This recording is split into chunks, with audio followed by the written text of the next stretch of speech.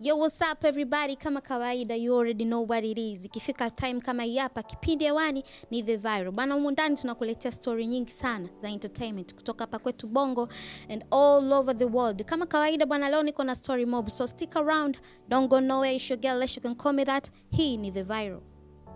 Tukianza hapa kwetu Bongo bana, msanii wa Bongo Flavor Juma Jux ametoa introduction ya EP yake yenye nyimbo 7 ambayo itakuwa inazungumzia safari yake ya mahusiano yeye pamoja na mke wake Priscilla. Na katika EP hiyo bana, ina nyimbo moja ambayo itatumika kwenye harusi yao ambayo atafanya, ni harusi ya kimila, tunasema traditional wedding ambayo itafanyika nchini Nigeria bwana. Congratulations to them. Na pia sitosha, hivi juzi kati bwana, mwanadada Priscilla alifanya baby shower yake, so you already know what it is. Hapa Bongo bana, taarifa nyingine ambayo tuko nayo ni mwanadada Diva the Boss ambaye ni mtangazaji wa Wasafi Media. Amepata shavu la kuwekwa kwenye toleo jipya la Pino Magazine West Africa linalomilikiwa na West Africa On Point, ambapo jarida hilo linajulikana sana kwa kuonyesha mastaa wakubwa kutoka Afrika Magharibi, hususan Nigeria. Bwana, mwanadada Diva amekuwa mmoja wa mastaa wachache ambao wamewekwa kwenye jarida hilo, so shout out to Diva aka Diva the Boss.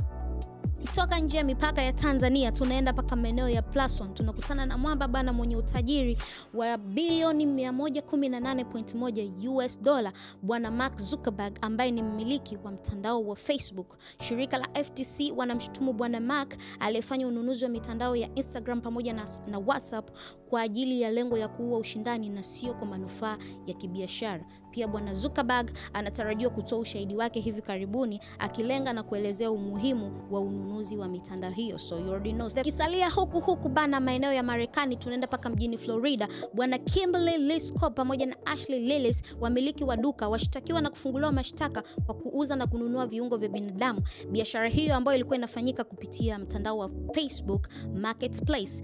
Facebook Marketplace bana ni mtandao ambao watu wengi tumeuzoea kuona ukitangaza bidhaa tofauti kama nguo, viatu, vyombo na bidhaa zingine, lakini watu wengi wameshtushwa na kushangazwa na biashara ya bwana Kimberly pamoja na Ashley ambayo ilikuwa ni kuuza viungo vya binadamu, which is not good. Hata hivyo polisi wa mjini Florida bado wanaendelea na uchunguzi wa kesi hiyo. Kwa hiyo hizo bana ndo story ambazo tulikuwa nazo kutoka maeneo ya +1 pamoja na kwetu Bongo. As you know, hii ni The Viral, kipindi poa sana, the best show in town. Till next time, it's your girl Lesha, can call me that. Usisahau kutufollow kwenye mitandao yetu kijamii, Instagram @GavoMedia, on YouTube channel, ukasubscribe, ukacomment na pia ukashare, utakuwa umetisha sana. It's your girl Lesha once again, till next time, bye bye.